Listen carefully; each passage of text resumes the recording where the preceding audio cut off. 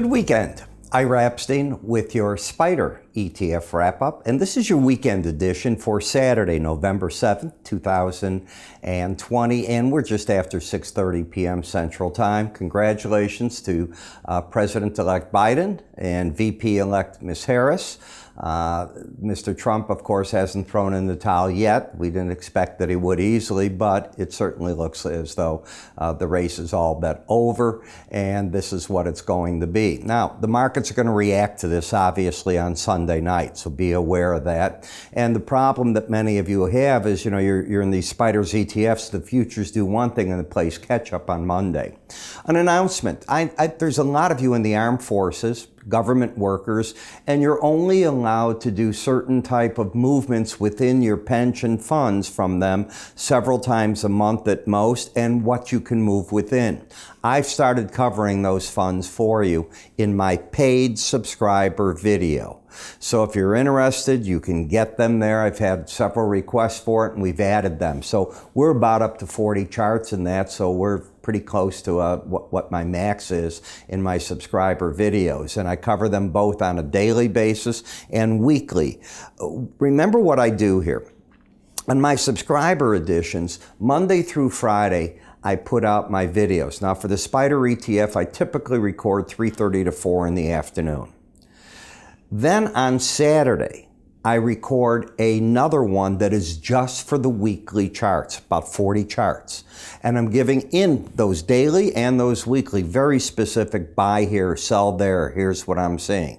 So if you haven't seen it, you might want to get a free offer to it. You can subscribe to it. They're not expensive, by design, and I think you'll have interest with them. So what do I think this Biden win is going to mean? Well, I think it means more spending. I think it means that Fed Chair Powell will get that fiscal spending coming about. It'll be curtailed. It won't be what the blue wave would have been. I think that you will not have the problems that we might have had under a blue wave attacking the tech stocks. There's still a chance that you could go into, and I mean, mathematically, there's a chance you can go into an even tie with runoffs in the Senate, but the odds makers have it that it'll stay in Republican hands. Not by a lot, but there. Republicans did pick up power within the House. They picked up net seats, and that was very impressive in this time and how divisive everything has been. As for inflation, I look forward to gradually come about with all the spending that's going to happen. Do not forget, in all the noise of the election, COVID is running rampant. We're hitting record high cases. I don't buy that, oh, there's more testing, therefore there's more cases. It's an outbreak, a serious outbreak in Europe. It's an outbreak here, and the numbers are running. Even Mexico, a second state there, has declared it, and their numbers out of Mexico, I don't think you can believe too much of what they tell you there. But let's look at the charts and get a feel for what's going on.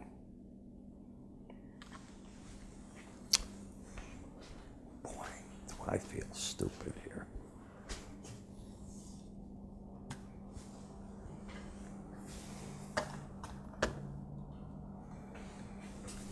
How could that be?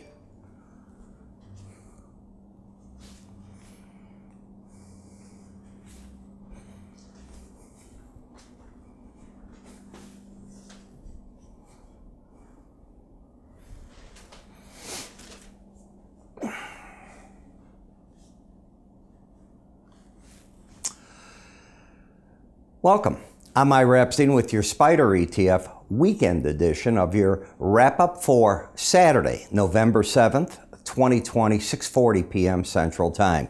20 minutes from now, approximately, President-elect Biden's going to give a speech. And he and VP-elect Harris, they have been declared by the news networks to have had now enough votes between getting Pennsylvania, from the looks of it, Nevada, to put him right over the hump. The president, Trump, can fight all he wants, but the popular vote is there. These votes are there. It's what it is, and we have to move on. And as a country, you do move on. That's what makes America beautiful. We fight passionately about what we think, but at the end of the day, we're all about giving that person a chance. So what does it mean in the world? Well, from climate Going to be more attention paid to it.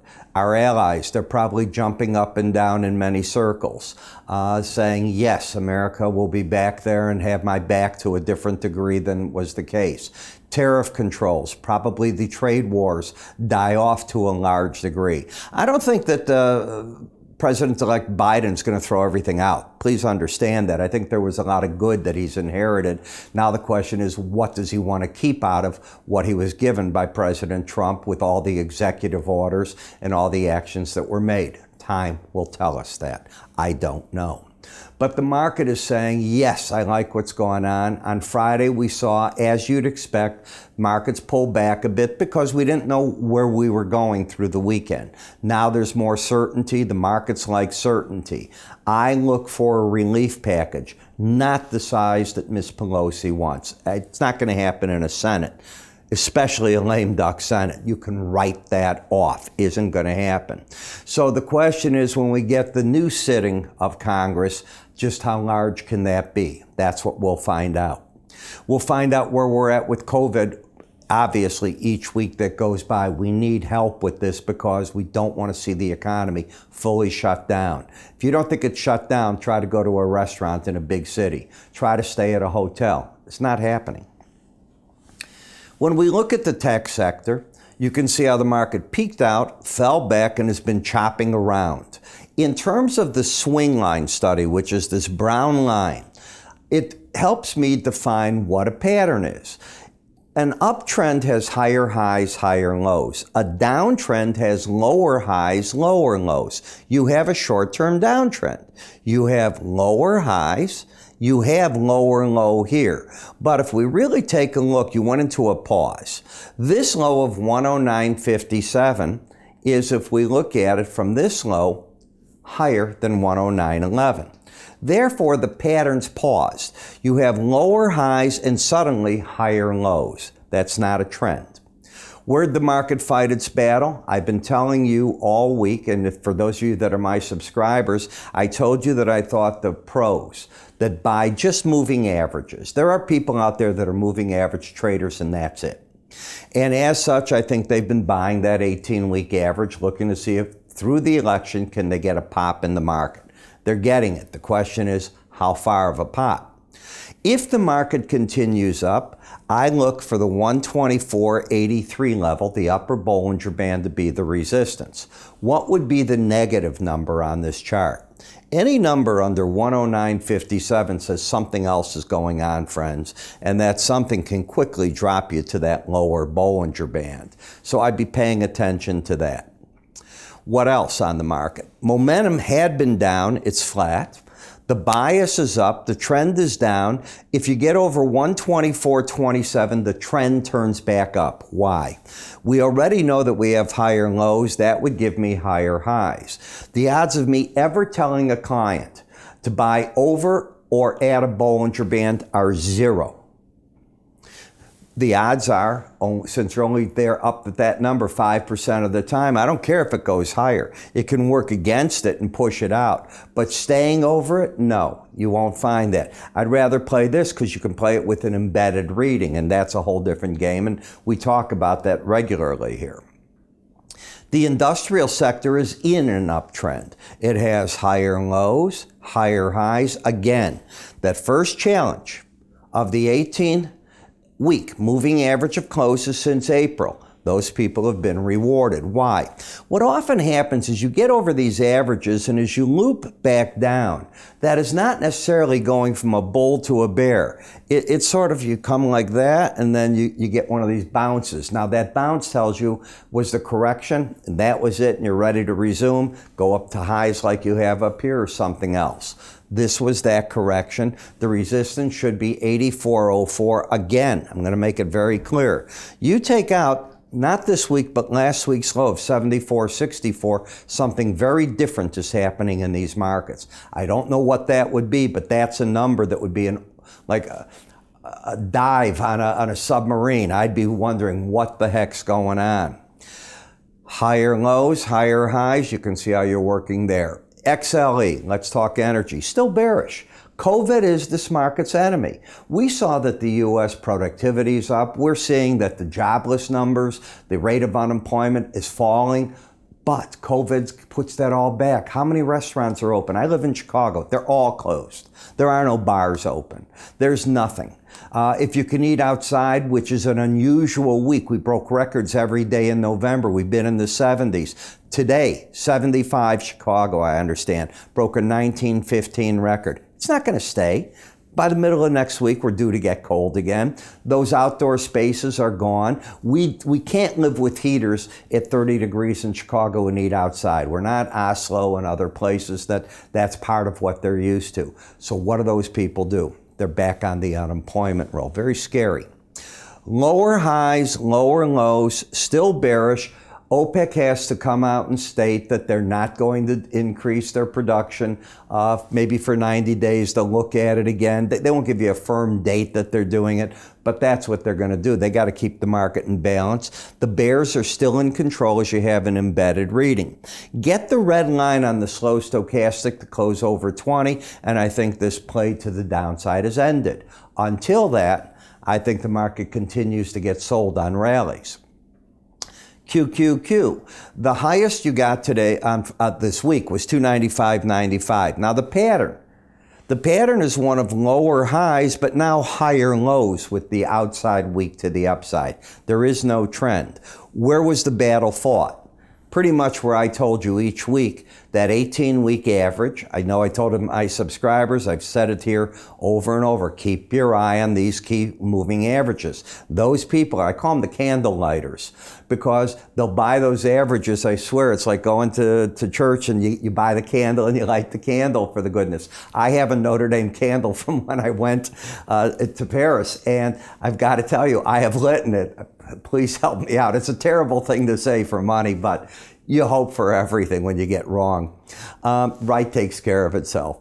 So you look at the market, I see the battleground right here, but all you need to do is take out 297.46 and you've reinstated the bull trend. Now then you'd have higher lows, higher highs, and until this week's lows taken out, I'm bullish. So there's a theme. What's the theme? This week's lows. Don't take them out. They may stay in place through year end. That's what I'm looking to see if that does it. Emerging markets. You went down last week, challenged the lower Bollinger Band. What did I say? So this is the trade that everybody had wrong. But down there, what do you do the first time you hit a Bollinger Band? I teach, you come out, and you drop the stop on the balance of your position dramatically. So I'm not talking out of both sides. I don't know your trading style and I'm not your broker, but that's what I teach in the market. Now you're coming up to the upper band. You're not trending. You have a higher high, lower low. No trend at all.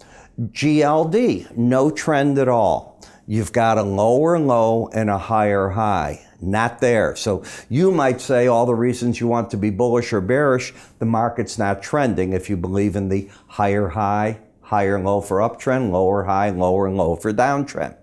Gold miners, you hit the lower band. My subscribers know and you know. I said, that's where the pros are coming out. Not going short, that's where you come out, now you're waiting. There is no trend. Got a higher high, lower low. Lots of inflation questions are going to be asked of this. Silver is trending.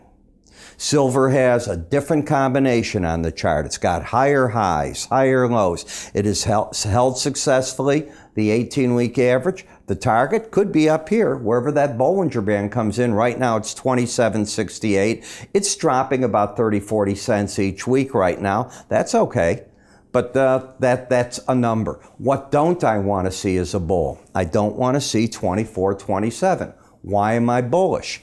I've got the bias up, I've got the swing line up, and momentum is flattened out. It's no longer down. When I come to TLT, I suddenly have a market that came out of its downtrend. I have higher lows, higher highs. It is not in a bull trend. The bias is down. The momentum of the market, both numbers were under 20 on this week. The week before they were, but the week before they weren't. So it's just an oversold condition that is not in anything but the swing line up, the bias down in an oversold market. Last in the euro currency, a successful test of the 18-week average. Where's that going to carry the market becomes the big question. You got as high as 111.80, so you have a monster week to the upside. Until this week's taken out, you got a swing line low, but not a trend. If the market rallies, 113.38. If it breaks, support 110.55.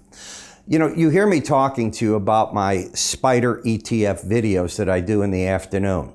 In the afternoon, I start you off each time telling you what are the reports coming out for the next day in America. If there's something big in Europe, I'm also discovering them for you. On Saturdays, I'm going to cover each Saturday weekly charts and trends. There's so many of you out there that want me to give you longer term pictures. That's what you trade off of, not the dailies. I get it. I do it. For the government employees, I've now added what's been asked of me. So I think you've got your picture there to help you with those few choices you can make from the indexes that you can choose from. I'm going to cover the news to give you an idea what's coming out. This is what I'm covering, and there's more. We're going to add more right away. I'm going by it fairly fast for a reason, because we're up to 40 charts. I started this off at about 30, 32, and then I took it to 35, and now I'm about where I want to be. $8.95. That's the price of a premium cup of coffee with a tip. But you're getting out of 20, you're getting 26 videos a month. One Monday through Friday, typically, one on Saturday, each about 15 to 20 minutes long, covering everything you want. You get invited free to my webinars. Other people pay to view them. You get my free special reports. I'm doing a silver report this week. If you're not a subscriber, they will pay, and a lot of people pay for my silver and gold reports and so on. So how do you get this? $8.95? Come on. Go to the website under the word research. It explains it. We even have a combo package if you'd like to tie in the futures with this, because the futures tell you are the trades I recommended in the afternoon. If they haven't moved big, then I like what I did. But if they've moved big, maybe you want to do something different. And I talk about it. I talk between the two of them what's going on. I'm Ira. Have a great weekend. Glad to get this done. And this is going to be our new format from the looks of it going on while COVID's here. You take care.